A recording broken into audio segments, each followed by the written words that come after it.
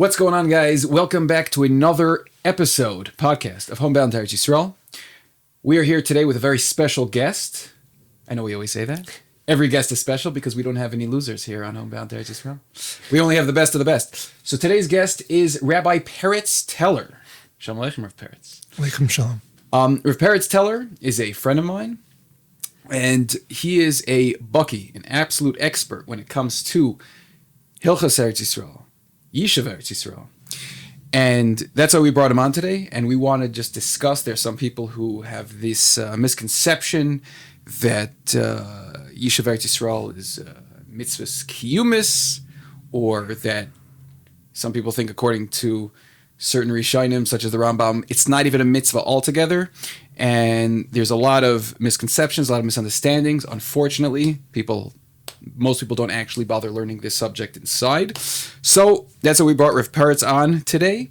And we'll just be discussing some of the deep halachic parameters when it comes to the mitzvah Yishuv Eretz Yisrael. We'll hop right into it. Shalom Aleichem, Rav Peretz. How's it going? Aleichem shalom.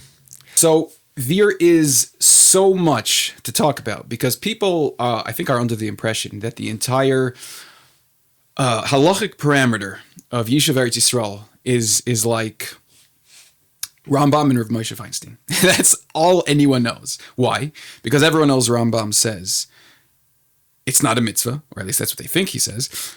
He doesn't consider it one of the 613, in which case can't be that important. And the other one is Rav Moshe Feinstein, who says, yeah, it is a mitzvah. It's a mitzvah deraisa, but it's a kumis, which just means, like, you know, when I have the time and it's convenient and maybe in another life, I'll get to it. But obviously, as you and I both know, the amount of literature, of Torah literature on Yishuv Eretz Yisrael is probably surpasses almost every other mitzvah in a certain sense when you actually delve into it.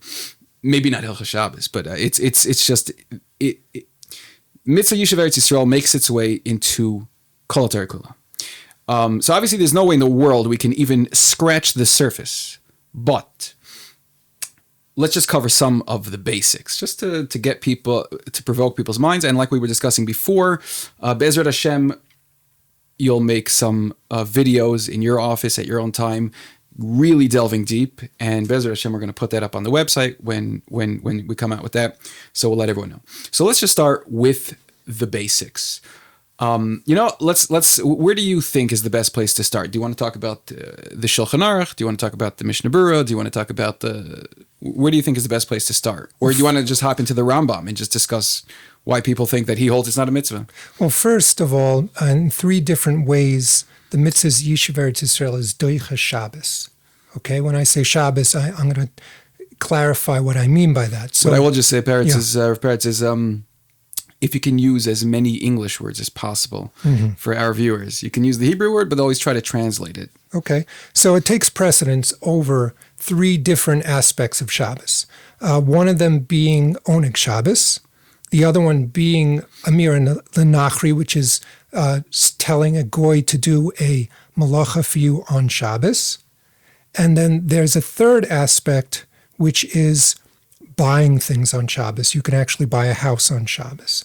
So in these three aspects, we find that the mitzvah of Yishuv Eretz Yisrael takes precedence over these three mitzvahs. Now, Oneg Shabbos by itself is a mitzvah, according to the Rambam, the Rashba, and there's specifies that ha'ola le'eretz Yisrael, a person who goes and to come to Eretz Yisrael, and there's two different ways we're going to talk about, but this specific halacha is very important because it basically aligns, it sets up categories of mitzvahs, okay? And it specifies that Eretz Yisrael is not a dvar reshus. Dvar reshus, let's call it a voluntary action, okay?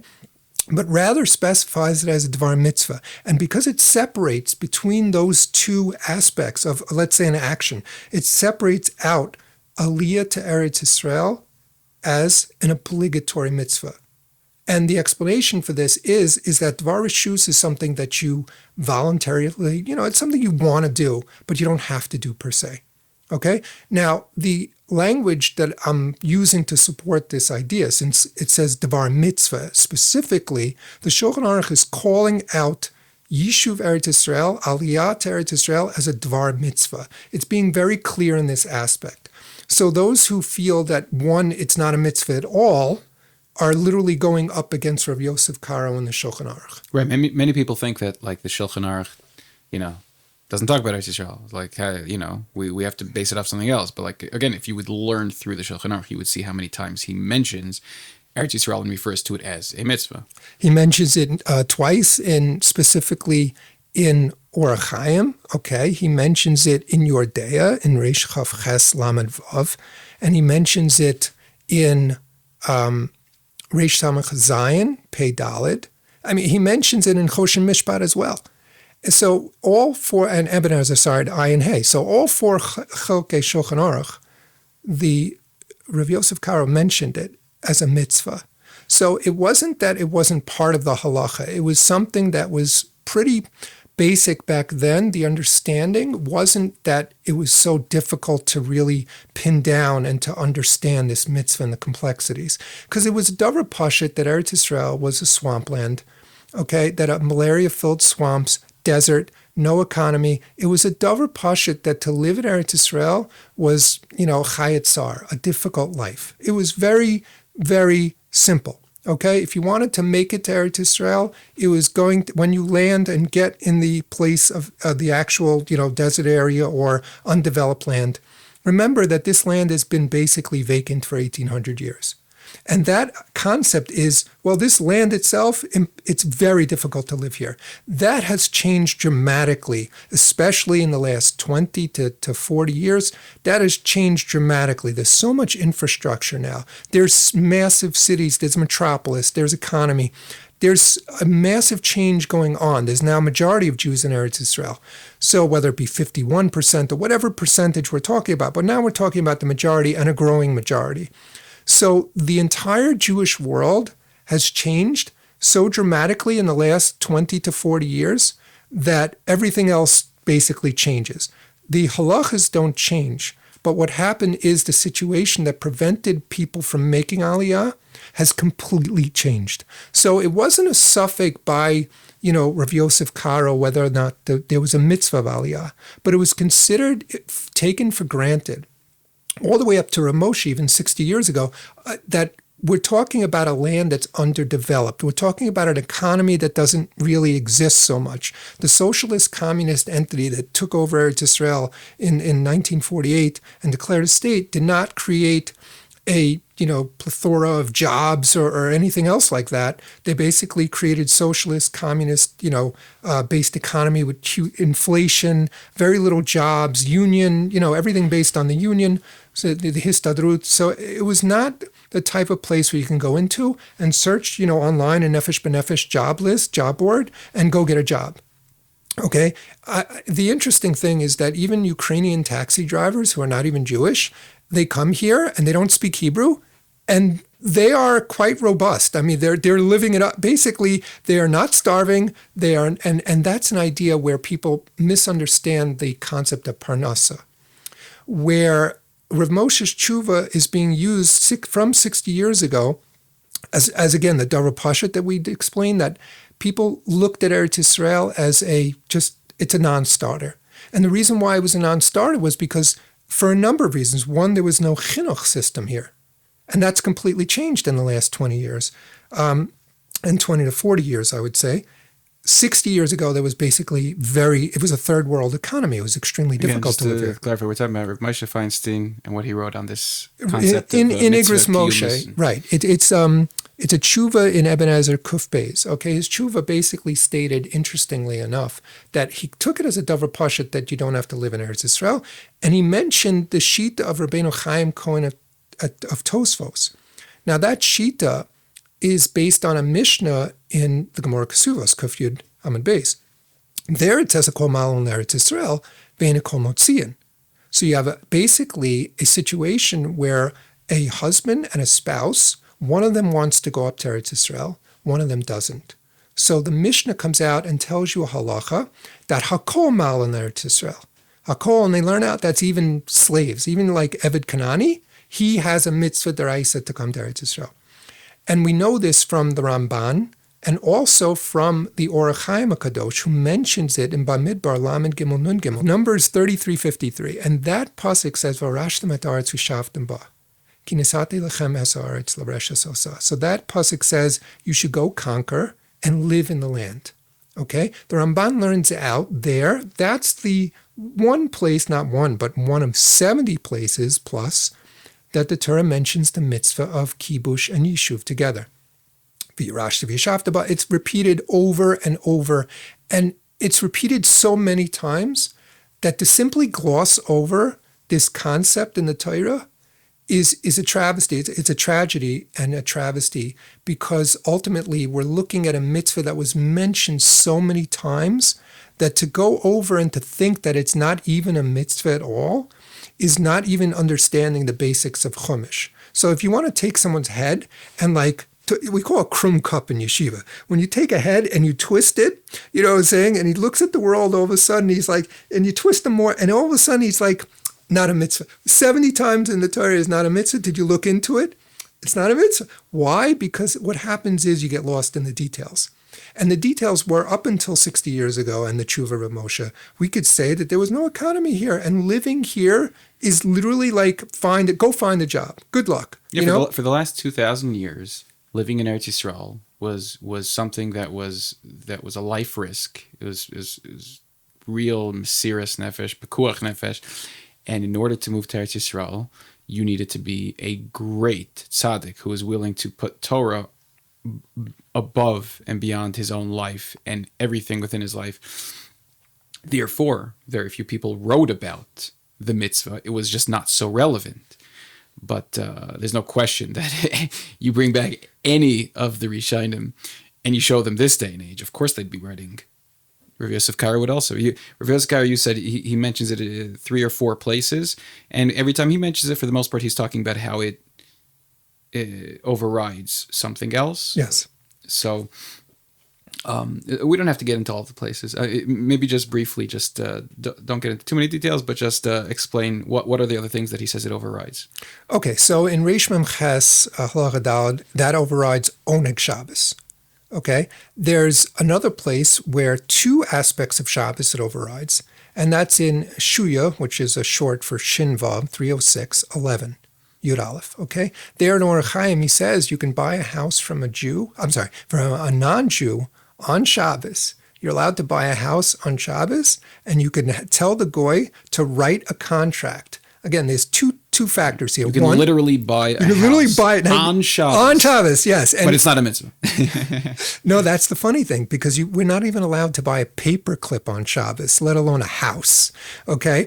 So the problem here all of a sudden says, wait a minute, everybody knows you can't buy anything on Shabbos. If there's medicine for a pharmacy, you go there and you give them the money after Shabbos. Financial transactions are forbidden on Shabbos. Right. Period. Nothing to talk about. Yeah. Right. Why? Because they're afraid you'd come to write. Well, what do? You tell the goy, go write me a contract. So that's again. So what happens is a mir lanachri, telling a goy to do a specific malacha from the Torah, okay, on Shabbos was forbidden by the Chachamim, okay, and buying was forbidden midvar shvus, which is basically a fence.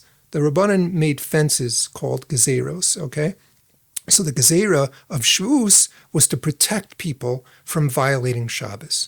And it's such an important mitzvah that we want to make that fence there. But when it came to mitzvahs Yishuv Eretz Yisrael, that is the only mitzvah in the Torah that basically they did not put this fence up. When it came to mitzvahs Yishuv Eretz Yisrael, the Mechaber in Orach Chaim, Shin Vav Halacha Yud Aleph, basically states and puts Eretz Yisrael, what the Mishnah Berurah calls adifa, he puts a preference of this mitzvah over all the others. So, and that's brought down by Tosfos, by the way, in Pei Amud Daled and Baba Kama, and also in Ches Amud Beis, Rashi brings it down as a kibush. He brings it down as removing the non-Jews from the land. That's a great mitzvah. Interesting, he connects it to Vaharashtim over there. But basically we have 2 Gemaras. That's just to clarify, because we do have non-Jewish listeners, it's not removing non-Jews per se, it's removing idol worshippers. Is that correct? So any non-Jew that doesn't keep the 7 mitzvahs doesn't have a status of a ger toshav. Right. So let's say he's... Non-Jews are welcome in Eretz Yisrael. They just need to keep the 7 no-hide laws. Right, but there's a very big caveat with that. When we say non-Jews are welcome, that's not necessarily the case according to the Rambam. The Rambam says that non-Jews can't even walk in Eretz Yisrael until Yovel comes. Okay? The Ravid says, hold on a second. You're saying that they can't even go, like tourism is out, like that's it. If they get to Ben Gurion, you throw them out and say, you are deported. No, the Ravid says that we don't go that far. Okay, you want to walk, tourism, whatever the case is, outside Yerushalayim, the rest of Eretz Yisrael, gesundheit, have fun, enjoy yourself, be a tourist. Living here is a different story because Am Yisrael is Am HaNivchar and Eretz Yisrael is Eretz Nivcheres. It's a special land that was set aside only for the Jewish people. It wasn't set aside for the non-Jews who have the rest of the world to live in. We only have one country to live in, and that land is set aside for us. If a non-Jew is here, living here, and he accepted upon himself the 7 mitzvahs that Noach was commanded, he's like a Ben Noach, if you want to call him, he gets the status today of a Ger Toshav. Ger Toshav doesn't just get the ability to live here, but we actually have mitzvahs to help him with charity and to keep him alive, to help, go over the tchum, to help him give birth, something of these natures where pekuach nefesh, we would have a mitzvah to save this non-Jew. So there's more than just we let you live here, live and let live. There's a responsibility to help give tzedakah and also to save their lives as well. So that is called a Ger Toshav. Ger meaning he has more mitzvah, he's accepting those 7 mitzvahs, that's the gerus, the convert. Toshav, he has residency, he has permission to reside in Eretz Yisrael. So, but if he doesn't do that, he has the same law as an idol worshiper. If he keeps any other type of religion or any other type of what we call Deus Kazavos, the Chazon Ish mentions this, and in Tshuva Yordea Samachay, he calls it Deus Kazavos, because there's only one emes. When we talk about being a truthful person, that the Chasim of HaKadosh Baruch Hu is emes, that the seal of God is truth, there is only one truth, and that is Torah. So when a person comes here as non-Jew and he has different ideas on the world, we don't accept that as you can be my neighbor. It doesn't work in the Holy Land, the land of Eretz Yisrael. This land is only for people who the Torah, the Bible, is the rule book of their life. Period. Doesn't mean you have to be a Jew. It means you have to. The Torah is the way you live life. That's the law. That is law. And the truth is, this is equally as important for Jews, as we know. This is not like saying like, oh, if you're not Jewish, like, oh, we don't want you. The truth is for Jews also. Jews need to be keeping the Torah, which is a much bigger issue than the non-Jews here. But anyway, there's a lot to cover. So let's talk a little bit about, so basically, so crossing that off the list, Shulchan Aruch, he's not talking extensively about the mitzvah of Yishuv Eretz Yisrael because it was not really relevant 460 years ago, you said? It was considered a davar pashut that there's a mitzvah, but there are things preventing it. Right, okay. There's just chayat tsar. It was just such a difficult life. It was clear that he obviously referred to and recognized mitzvah Yishuv Eretz Yisrael not only as a mitzvah, but that it actually has a special status and overrides other mitzvahs that no other mitzvah overrides. Okay.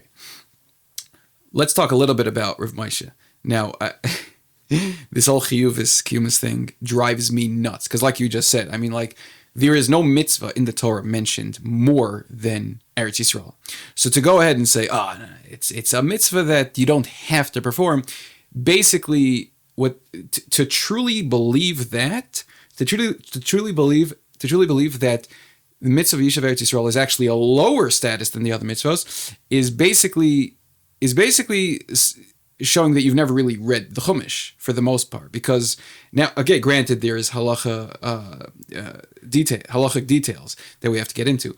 But this concept of just, it's a kiyumis, it's a what's the word for kiyumis? It's fulfillment. It's not a reshus. Right. It's actually a misnomer. It's not an obligatory mitzvah. Yeah. It's if you want to do it, you can do it. To really have that mindset, it really means you're lacking a serious amount of basic Torah knowledge. So, again, without getting into, I know we've discussed this personally, the whole chiyuvas kumis thing of Rav Moshe, And just to talk about it a little bit, Rav Moshe, for the most part, is going against a slew of Rishonim. Yes. Just a lot. So for someone to say, "Oh, but it's Rav Moshe," it's true. But can you just go through the list of all the people that Rav Moshe is arguing on in order to say the things he said on this mitzvah? It's not putting down Rav Moshe, by the way. No. Just to clarify, No. this is a Torah halachic conversation, and within that conversation, everyone has a right to debate. But let's hear. So basically, to give cover to Rav Moshe, when you have Gedolim before you, okay, I heard this from Rav Yitzchak Yosef Lerner. He basically said the reason why we as Achronim, as little people, compared to the Gedolim, can machriya, we can basically decide, make decisions on opinions that don't agree, because we stand on the shoulders of giants. And because we stand on their shoulders, we can see what they have not seen in the current era. Okay, they wrote many years ago, and we stand on their shoulders. Now, there's more than one giant in Torah. There's more than Rav Moshe in terms of poskim. Going back 1,800 years, there's a whole list of poskim that don't agree. When you talk about the Tanaim who were in Eretz Yisrael, as soon as that changed to Amoraim, you have Rabbi Yochanan in Lamed Aleph Amud Beis in Gemara Kedushin, and Reish Lakish in Daf Tes in Maseches Yuma, that both state that basically from the Mashmoyas, the understanding of the Gemara there, it's that they hold of the mitzvahs Yishuv Eretz Yisrael. We know that Rabbi Zera held of the mitzvah of Yishuv Eretz Yisrael. And these are Amoraim, okay? Going down now, when we pass down in time, we can look at the Rambam and the Ramban. Okay, two of the Rambam himself, the Nesher Gadol, is the backbone of halacha. But these sages in the Gemara, they of course, or even Rav Moshe holds it's a mitzvah deraisa. So the question is, how do we differentiate who held that it was an obligatory mitzvah as opposed to a what's the word for voluntary? Voluntary. There you go. Kiyumis is literally, the word means fulfillment, so it's a bit of a misnomer. And to call the mitzvahs Yishuv Eretz Yisrael a mitzvah kiyumis, but that is what Rav Moshe meant, he did state mitzvah. that. And again, we're talking 60 years ago without an economy. But even if we take that, he said that the shita of Rabbeinu Chaim Cohen of Tosfos, which was kind of like the anti-shita, that is actually a mistaken girsa according to the Marit. And Rav Yaakov Emden said that he said basically that he has to ask Mechila. V'shar le'mare is an expression that he should be asking Mechila for saying such a thing. The Mordechai, okay, doesn't have the girsa at all. The Shulchan Aruch actually brings down a different girsa completely. Basically, we're talking about Ebenezer Ayin Hey in halacha Gimel there. It's a different verse, meaning that when Reb Chaim Cohen Atosa says, hey, there are a lot of mitzvahs, you're going to get it wrong, don't go to Eretz Yisrael, the mitzvah is not noheges.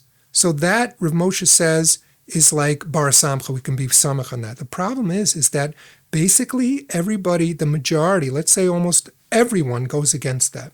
The Rambam himself goes against Reb Chaim Cohen of Tosfos. When we're talking about Reb Chaim Cohen of Tosfos, talking about the idea that the mitzvah is ain't noheges, he goes and paskins in Hilchos Ishus, Perek Yud Gimel Halacha Yud Tes, meforish against the sheet of Rabbeinu Chaim of Tosfos, and brings us back to the Mishnah of Kesuvas Kuf Yud Amud Beis. The Rambam himself says in Perek Hey Halacha Yud Beis, La'olam Yador Adam Be'eretz Yisrael, that a Jew should always live in Israel. So when people think that the Rambam doesn't think or doesn't hold that a Jew should live in Eretz Yisrael, they're going up against the Rambam. They're not going up against somebody else. They're going literally head on head with the Rambam himself. He mentions in other places too, basically that Eretz Yisrael is the greatest place in the world. You should be living in Eretz Yisrael. On the Ramban, who basically said, hey, I don't see this particular mitzvah, even though there are reasons why the Rambam, who mentioned 195 mitzvahs in his Sefer Mitzvahs that are, your feet have to be standing in Eretz Yisrael to do. Binyan by Shlishi, you got to be here. You know what I'm saying? We're not building it in Borough Park, Tom's River, and Lakewood. We're not building the Mikdash there. And all the land mitzvahs. And all the mitzvahs to as well. It's just an obvious logical given that if we have commandments and literally a third of the Torah, in order to fill those commandments, you need to be in Eretz Yisrael, it would be a given that a Jew needs to be in Eretz Yisrael, because otherwise you are making a conscious decision to be mevatel a third of the Torah. So mevatel is a very important word, because the Ramban in Bamidbar in Numbers 33:53 says that it's a mitzvah aseh, it's a positive commandment to get yourself to Eretz Yisrael, meaning you have to live here. And if you don't, you mevatel a mitzvah aseh deraisa, which means that you're taking that positive commandment and you're saying, not from me, nicht wichtig, you know what I'm saying? Like, not relevant. When we do that, when a person does that, that is called asr, meaning prohibited. Right. It is not allowed. Let's give some examples of mitzvahs aseh. Korban Pesach, bris milah, okay?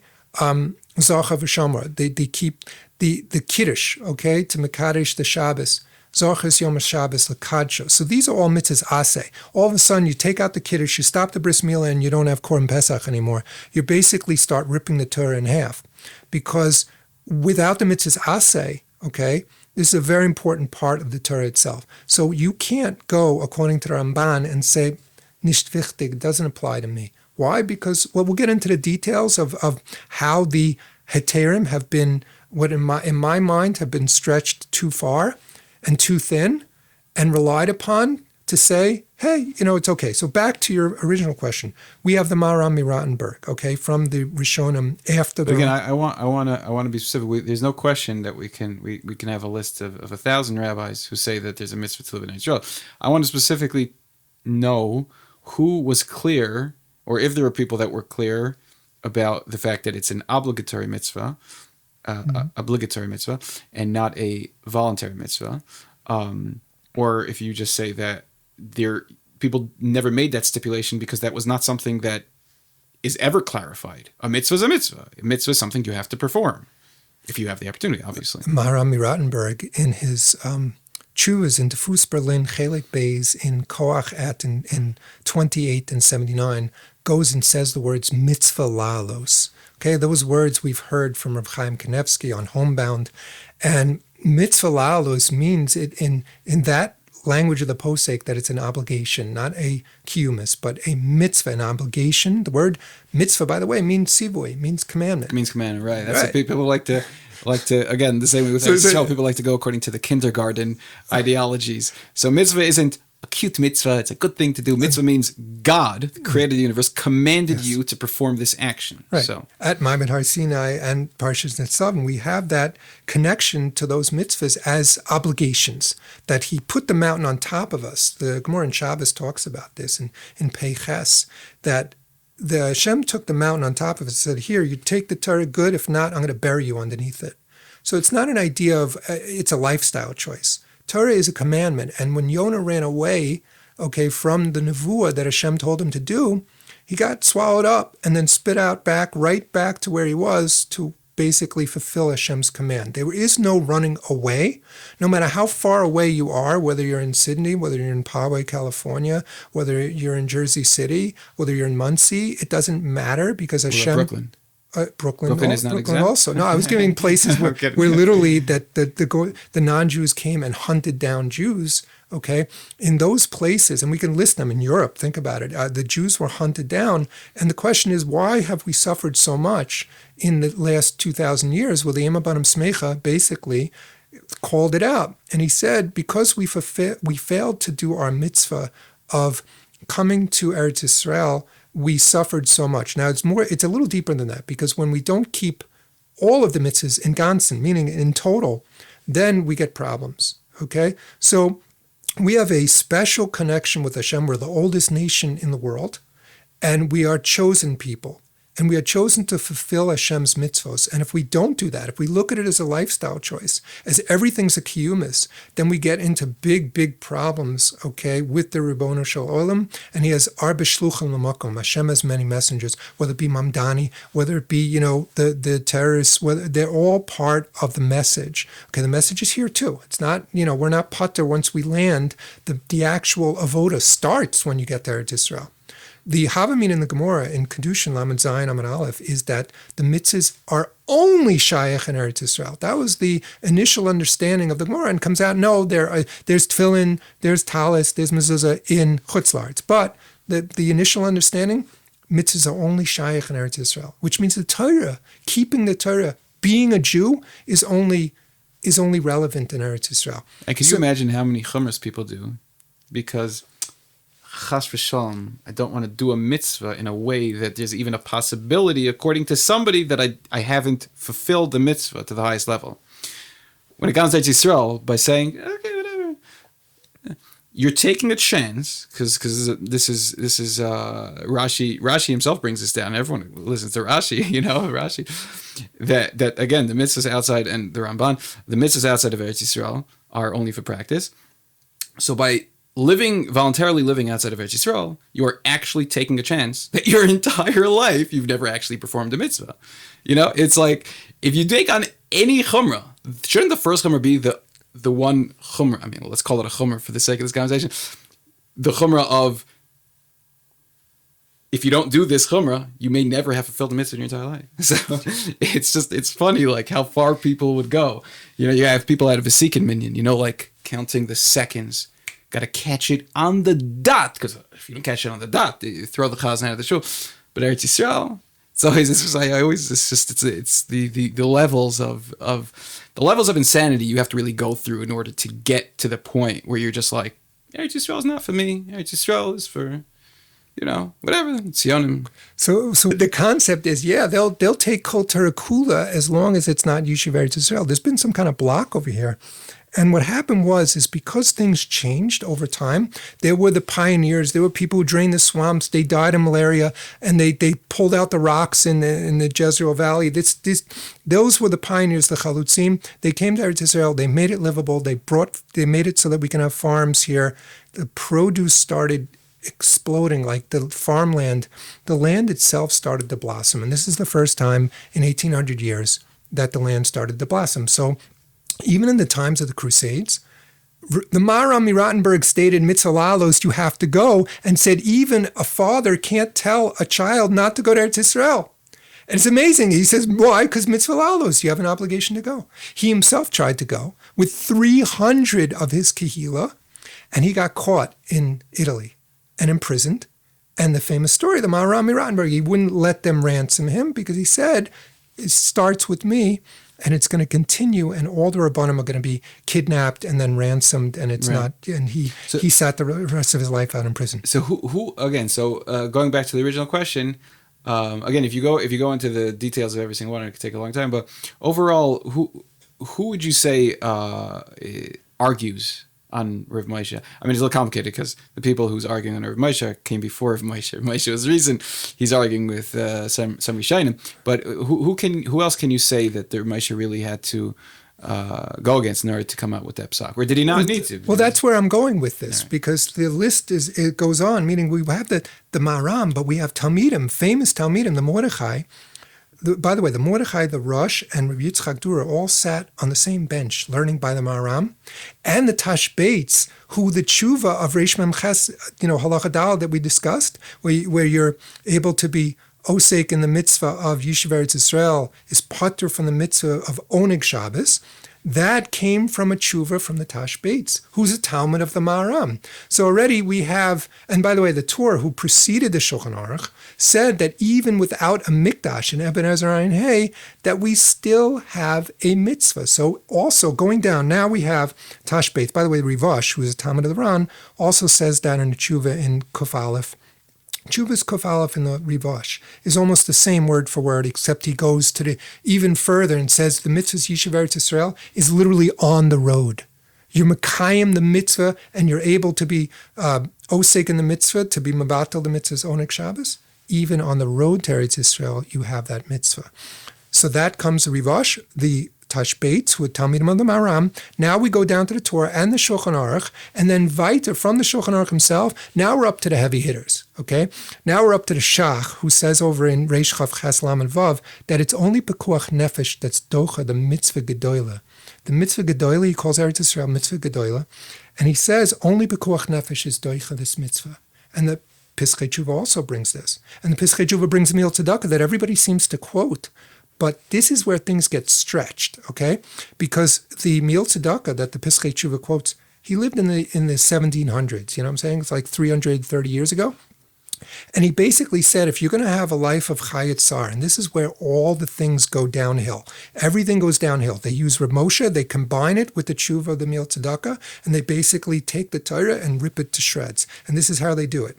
They basically take this word for word, and they say it applies today. How? Because he wrote that if you have Chayat Sar, and your children are going to go off the derech, don't go to Eretz Yisrael. What did he mean by that? You can just translate Chayat Sar. Like Chayat Sar means a difficult life. Yeah. So he said basically, if you don't have parnasa set up for you. Now, can we discuss the difficult life or the economic hardships of the 1700s as compared to an economic hardship today? Is that even close to a comparison? He was writing for his time. Also, the famous Taisvus that everyone quotes, the Sekanas Drachim and all this stuff, like these are, like what you're saying, like it's so important people put things in context. You can't take something that was said specifically in regards to the times, that it's difficult or it's dangerous, or like the Rambam says, it in a time of famine or when you can't buy food.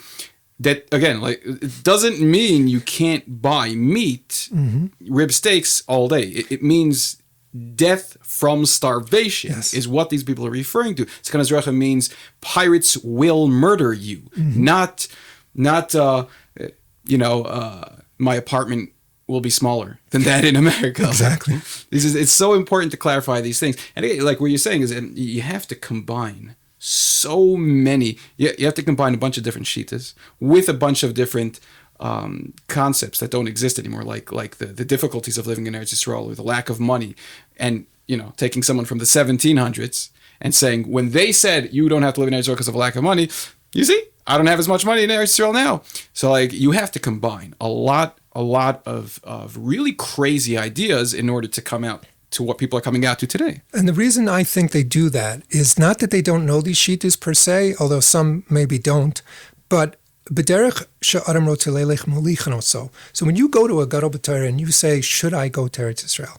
You're already basically taking the Torah and saying, should I keep Shabbos? Should I keep Kashrus? Should I keep Korban Pesach, or even the Seder? Should I do a Seder? So that's what you're saying to the Gadol. So the Gadol is going to say, well, this person obviously isn't holding, when it comes to Torah mitzvahs. So I'm going to give him a limud schus. Where can I find a limud schus?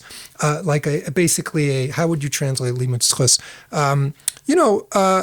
Judging favorably. I'm going to find the Reb Moshe's psak judges you favorably for this. I'm going to find a simple halachic ruling that would allow you to wiggle your way out of. Exactly, because that's what you're looking to do. You're looking to wiggle your way out. The correct question when you go to a gadol b'Torah is, how do I properly make aliyah to Eretz Yisrael, where it'll be good for my children, the best for parnasa, etc., but not rule out the idea of whether or not I should stay in Chutz La'aretz, which is actually an isser. And the reason why it's an isser is, going back, as we said, it's a mitzvah aseh daraisa. Well, that's agreed to by all the others I mentioned, up into the Maharam and the Torah and the Shulchan Aruch, but also the heavy hitters like the Gra, the Vilna Gaon, and also the Chofetz Chaim, and also the Chazon Ish.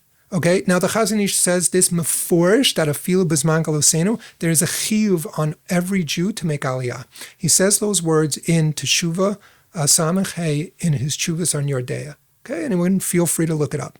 The Chofetz Chaim says it in 3 different places in Reish Mem Ches Halacha Dalet and Orach Chaim, and he says the words first in 28, his Sifkat in 28, that it's a vadai mitzvah, okay, compared to making a living, parnasa, okay, which is kind of like in the borderline mitzvah, rishus, a voluntary thing. Like, who says you have to make parnasa this second, at this moment, in this manner? That's getting into like your way you want to conduct your life. And again, most of the great rabbis who talk about making a parnasa, when you look at their lives, it's clear that when they refer to making a parnasa, they mean being able to pay rent and put some edible content on the table for your children. That's the whole point, that when you look at the Ukrainian, taxi drivers who don't speak a word of English, not even Jewish, and they come here and they're quite robust, they're not starving.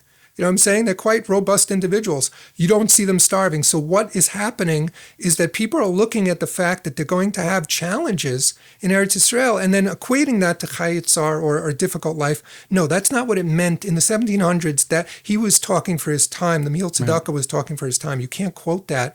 And then all of a sudden you can quote the Rambam saying there was no mitzvah. Yeah, he didn't mention that mitzvah. He mentioned 195 or 200 mitzvahs that your feet are standing in Eretz Yisrael. So back now to the heavy hitters, the Chofetz Chaim. The Chofetz Chaim in the Mishnah Berurah goes out of his way numerous times, okay? He says the word vadai in Sifkat 28, okay, in Reish Mem Ches Halacha Daled, which is 248.4 if anybody wants to look it up. And then we have 32 and 36. He uses the language mitzvah gemura.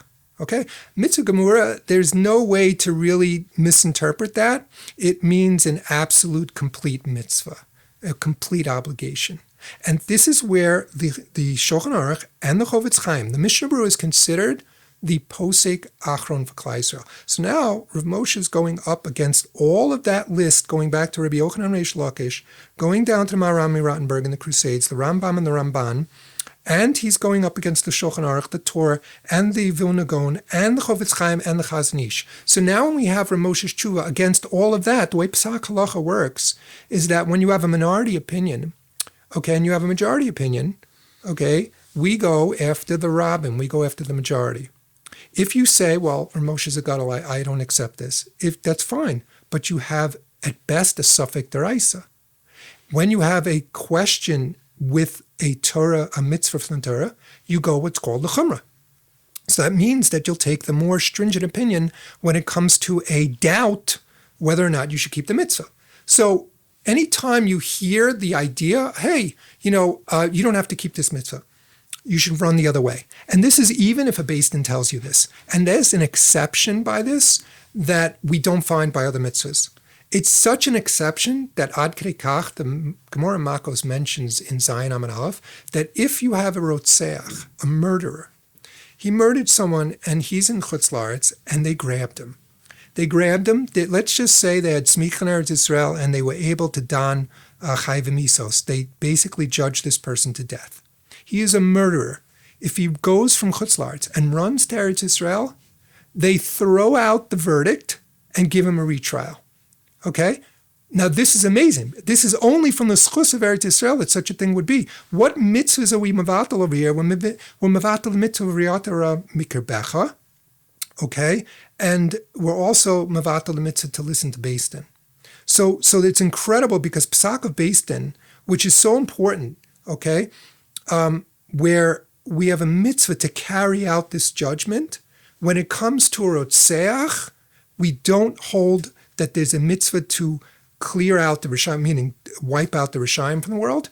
We hold off because of mitzvah's Yishuv Eretz Yisrael, and we give them a retrial. It's just an example of the power of the mitzvah. There's more than that. There's pruvu, kibbud avim, yibum, okay, and those three aspects of Shabbos that we mentioned, and shichror avadim, like an Eved Kanani. So why are you able to free this Eved Kanani? Because the Mishnah in Kuf Yud Amud Beis in Kazua says a kol malin. What's a kol? To include an actual Eved. So when we think like, hey, if an Eved Kanani is obligated in the mitzvah of Yishuv Eretz Yisrael, because you're basically mevatel the mitzvah's aseh to hold him forever in your service.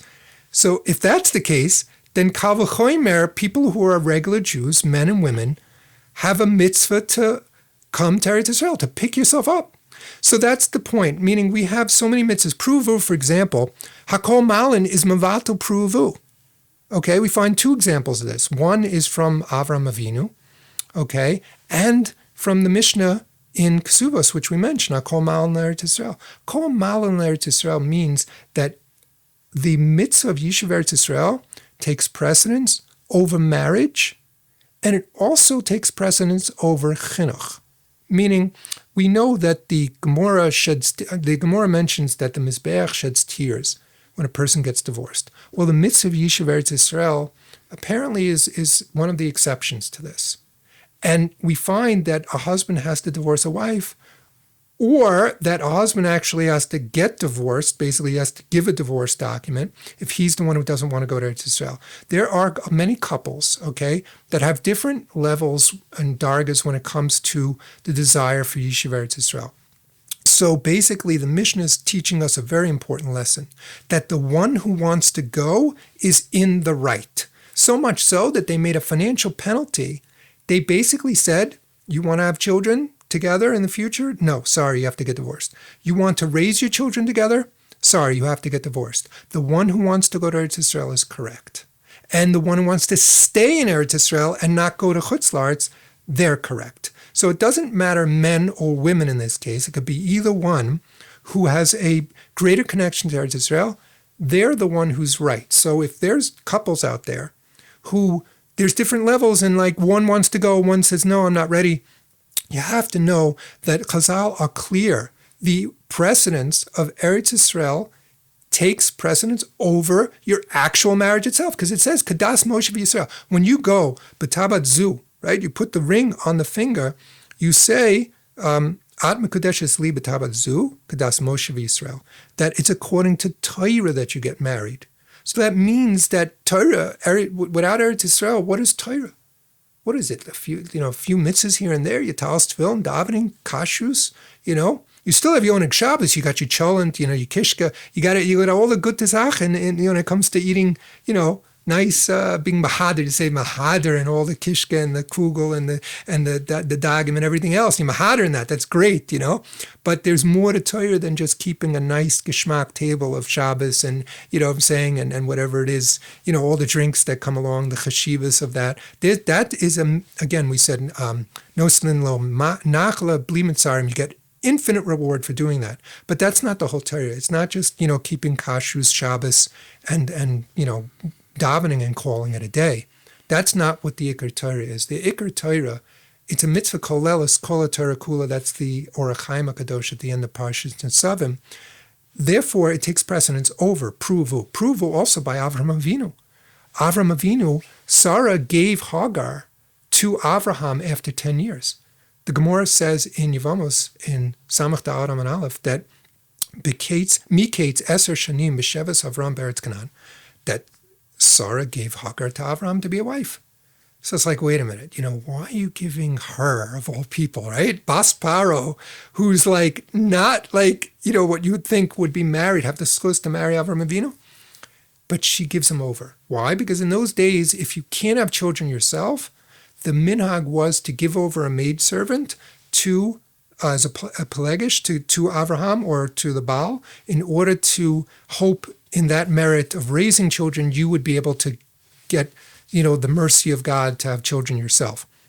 So she gave over after 10 years. After 10 years, she realized, I can't have children. So the answer to the question is, wait a minute. She was married to Avram a long time before figuring out, she was married to him in Chutz La'aretz a long time, running away from Nimrod, many years on the road. What is the pshat? What is the understanding of this? The answer is that the years in Chutz La'aretz lo olam in a minyan. Right. Because it was an aveira to live in Chutz La'aretz.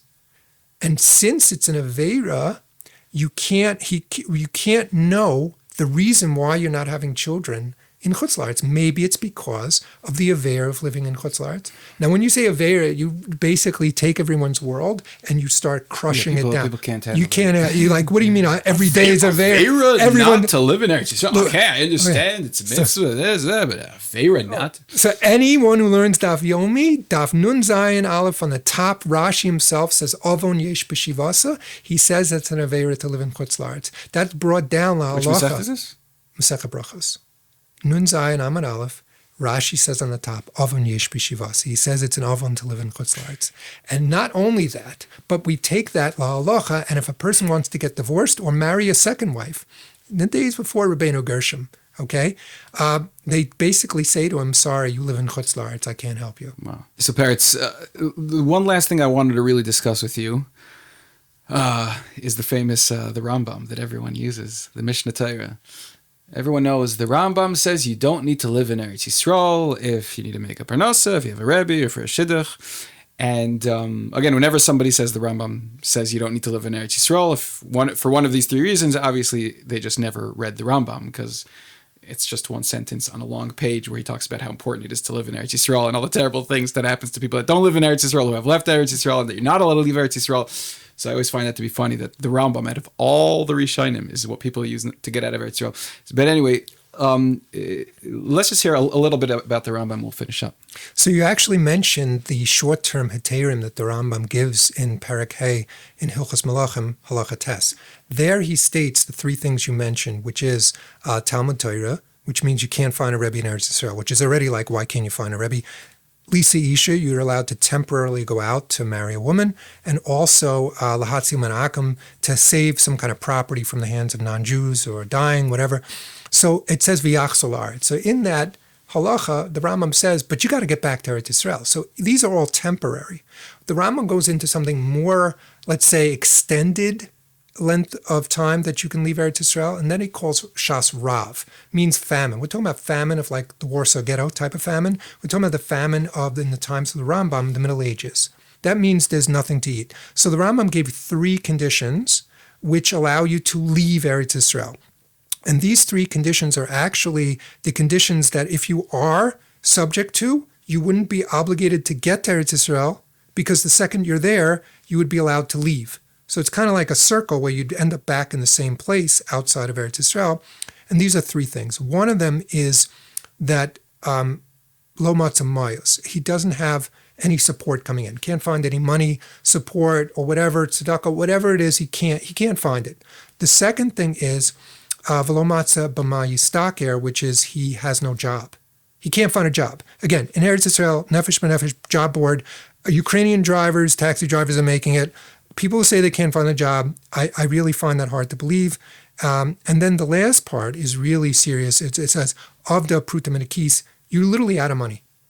All of these are pekuach nefesh. All of these are life endangering. Right, because not having a job, not having money back then, again, meant starvation. It didn't mean inconvenience, smaller apartment, cheaper car. It meant starvation. It meant looking your children and your wife in the face and saying, "I'm sorry, there is no food to eat today." This is what we're starving. That is today. what not having a job meant 1,000 years ago. Not Instacart came 3 hours late, I'm starving. That's not what it meant. It meant I'm literally like, I can't find food. We're going to be eating out of garbage cans now. And I believe that's what the meal tzedakah meant, what chayetzar, when that meant a difficult life where your children will go off the derech, you're going to be forced to steal. How are you going to be forced to steal? Well, you have no money for food. This is basically the Rambam. So I find them to be the same basic shita. The meal tzedakah in Eben Ezra Ein Hey, halacha Gimel over there, he basically says that you can't find food. You're going to end up stealing, and your children are going to see you be a ganef and go off the derech. So that's what it meant. You're going to eat out of garbage cans. The Rambam says pekuach nefesh. But on the other flip side, this is the so-called heter for people who literally can't find jobs. But that's, again, 60 years ago, Rav Moshe was a different world. Maybe you could attribute that. But that's Rav Moshe wrote for his time. Now, in Bisman Hazeh, there are jobs. And you just have to be willing to accept a job that's not the same and be willing to sacrifice some level in order to achieve the greatness that what we call olam haba. So it's not even sacrifice, because the only way to get closer to Hashem is by giving up some money. To be able to live at the American standard and be able to grow close to Hashem the way a tzaddik would, it doesn't work side by side. Yeah, but it's sacrifice of the gashmias. Right. Not the ruchnias. The ruchnias is what fills the right, gap, I'm saying fills the void. Can't make as much money. Yeah, you'll lose. Right. That's not necessarily true anymore. People who work remote jobs, computers, everything, make more money here. People get more siyata d'shmaya over here. There are people who make more money. I would say, I like to be honest with people. On average, most people make less money in Eretz Yisrael, but that facilitates a closer connection to Hashem. That's just logical. It's just natural. That's just the way it is. So again, the whole thing of when people say, I don't want to move to Eretz Yisrael because I can't make as much money there, what you're saying is, I don't want to move to Eretz Yisrael because I don't actually want to get closer to Hashem. I don't want to pay the price to get closer to Hashem. Exactly. And now you have the mitzvah pekuach nefesh, but it turns out that's only in a situation, first of all, it doesn't apply today because people can get jobs. And second of all, when you're in Eretz Yisrael, you have milchemes mitzvah. And I certainly don't want to touch the hot potato of milchemes mitzvah and the IDF and the army. Absolutely not going there. However, the mitzvah of Yishuv Eretz Yisrael is doicha, the mitzvah b'koach nefesh. This is brought down by Taka, or the Minchas Chinuch, in the mitzvah of 425, tough, kaf, hey. There he states clearly that pekuach nefesh is what we call nidcha. It's pushed aside because of the importance of conquering the land. Okay? So now we have milchemes mitzvah, which actually, in my opinion, does apply today, but we don't have the vessel to properly do it. Okay? But even still, you would have to give your life for this land because conquering it is part of that mitzvah of settling it. We're not just here to throw a tent up and to look and stare the Arabs in the face and say, hi, how you doing, Ahmed? That's not the idea. The idea is to take Ahmed and to throw him out. And again, because he has not accepted upon himself the 7 mitzvahs, and this is not just Ahmed, this is any non-Jew. Right, for all of our Arab listeners out there. It could be Arab. We have You're nothing against you here. personally. You just have to keep The 7 mitzvahs. B'nai Noach, which for Arabs is impossible because for the most part, Arabs, the Arabs that we know, their entire religion is based off of murdering Jews, raping women, so on and so forth. They murder themselves. Yeah. And not only that, but when a Jew is lost in their area and people jump on them, nobody protests, right? How many people protested in Gaza when they were kidnapped there? Yeah, let's not get into that. That's the whole thing. That's the whole point, that there's no din. Right. So by Shimon and Levi, you have the same idea that basically we should do the Shimon and Levi job. That's to take care of our enemies. That's what's missing. When we don't do that, again, we get problems with HaKadosh Baruch Hu. So the mitzvah, if we don't do any of his mitzvahs, even if we're sitting here, that's a thing that people think, I made it to Eretz Yisrael, I did tshuva. People say tshuva, tefillah, tzedakah, ma'avirnis haroya gezerah, but they don't read Parshas HaTshuva. Parshas HaTshuva at the end of davening, if you open it up, if you have an art scroll sitter, you open up Parshas HaTshuva, it talks all about coming back to Eretz Yisrael. So that's an important part. You want to do tshuva? Come and make aliyah. Come and live in Eretz Yisrael. That's the beginning of tshuva, because binyan bayis shlishi is totally in this, which is going to bring back all of the 613 mitzvahs. Yeah. If people say, I can come to Eretz Yisrael because in Eretz Yisrael mitzvahs are more serious and I'm not on that level yet. The thing is, Chazal tell us that Eretz Yisrael facilitates teshuvah. Oh, so the like air of the land. That people say, and the truth is, like you just even said, like even like this, I've had arguments with people, and everyone, even when you get people up against the wall, they say, okay, but at the end of the day, like Israel doesn't override Pekuach Nefesh. But happens to be it's the only mitzvah that does. It's right. The only mitzvah that overrides Pekuach Nefesh. Right. No, there's actually 3. There's Yaharig V'lo Yavor, and they would apply in Chutz La'aretz as well. For example, but those are mitzvahs say. Those are mitzvahs lo say, correct? Is that referring right, to? That's correct. That is correct. So it's only mitzvahs aseh that's doicha pekuach nefesh. That's correct. That's and pekuach nefesh is doicha kol haTorah kula, and that's the whole Rambam. Rambam says if you're in a famine, then you can leave Eretz Yisrael. You're gonna, eat out of garbage cans. You're not gonna be a mensch. You know what I'm saying? In that case, but again, leave Eretz Yisrael, but you have to come back. But again, that's manas lachzor, exactly. And people always think that for this reason I don't even have to go to Eretz Yisrael. No. You have to be in Eretz Yisrael.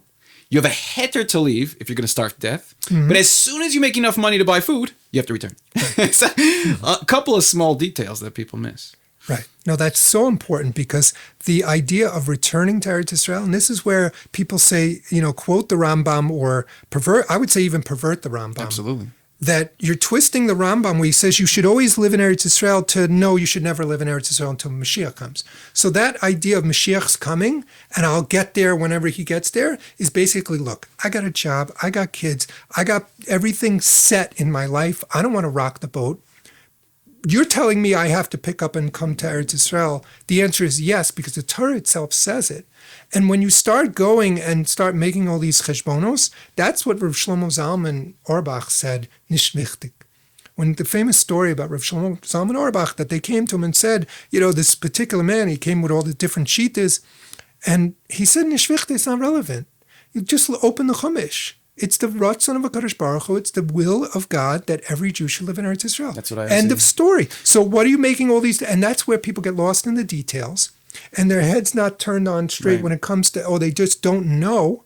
And again, don't listen. You have a specific place where we have to listen to our Gedolim. But when it comes to this mitzvah, for some reason, there's been some kind of blackout, and I don't know what it is, but I mean, we had the historical heterim for thousands of years. We didn't have a yeshiva system. We didn't have economic system. There was no parnasa. Desert-filled, malaria-filled swampland. So obviously, it's just dreams, right? Eretz Yisrael is just dreams. It's a 1,000-year echo chamber. People are just repeating the same things from people that lived in a completely different world. But now things have changed. Absolutely. You can't say Sekanas Drachim is an El Al flight. I'm saying that 19 hours is going to be the end of the world, or the other way where you go, sorry if it's more, but I think that's the place from Sydney to Eretz Yisrael. I don't believe there's any place more than 24 hours away from Eretz Yisrael, anywhere in the globe. And you can go from America for about 20 hours of babysitting. You can get enough money to buy a ticket. So how is it that people literally can't go? Yeah. It's obvious that they can. I just want to end with one or 2 points. Again, there's so much. There's so much to discuss. We could do this all day, which is why I think it's just giving people a taste. And again, Be'ezrat Hashem you'll record some in-depth shiurim that we're going to put on the website, Be'ezrat Hashem. I'll just say 1 or 2 points. First of all, the reason when I make my podcasts, I usually don't go into the halachic parameters. People sometimes say, "Oh, you should mention this rishon, you should mention this achron." So we had this conversation now, but overall, I usually don't mention the details because, like Rav Shlomo Zalman Auerbach says, I don't even need to go there. Yeah, I don't need to. Once you start arguing halachically, so then people want to bring this guy and that guy. You could sit there for 5 hours. I don't need to get there. We don't need to go iyun.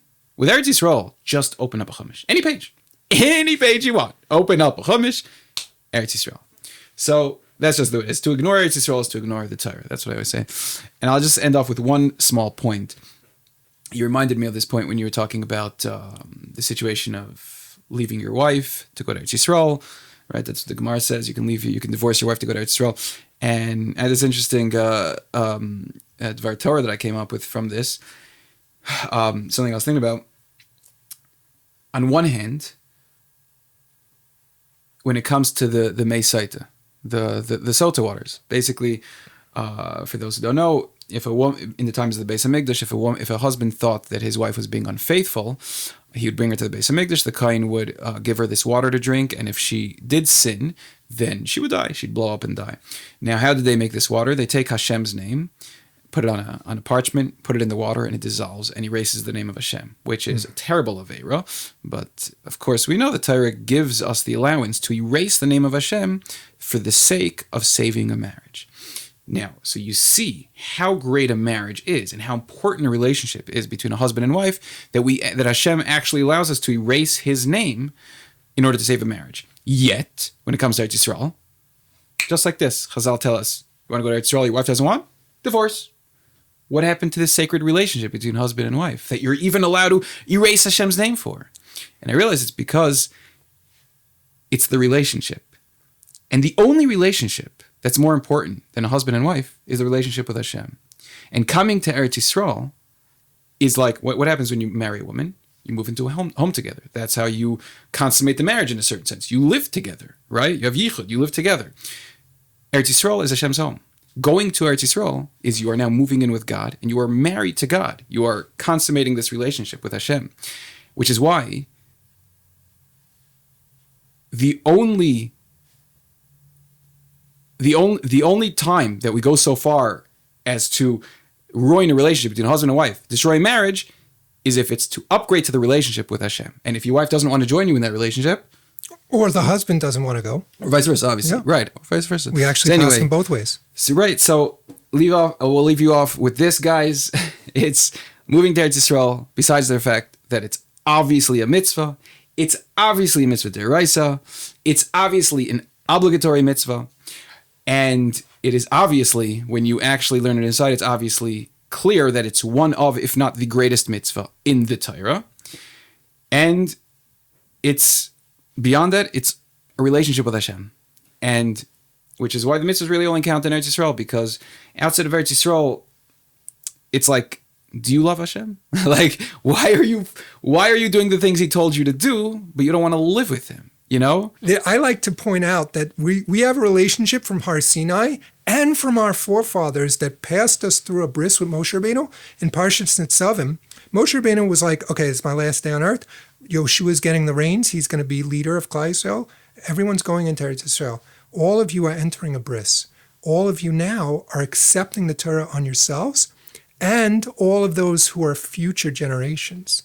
So the future generations are actually now from, not only from HaKadosh Baruch Hu, from our great-grandparents, are the children of the Dor Deah obligated us in a bris with HaKadosh Baruch Hu to keep his Torah. Yeah. So this relationship is a one-sided deal. We have to keep Hashem's mitzvahs, or the whole world will turn against us. Which is the way we're saying, because And we're that's not what we're saying. keeping this mitzvah.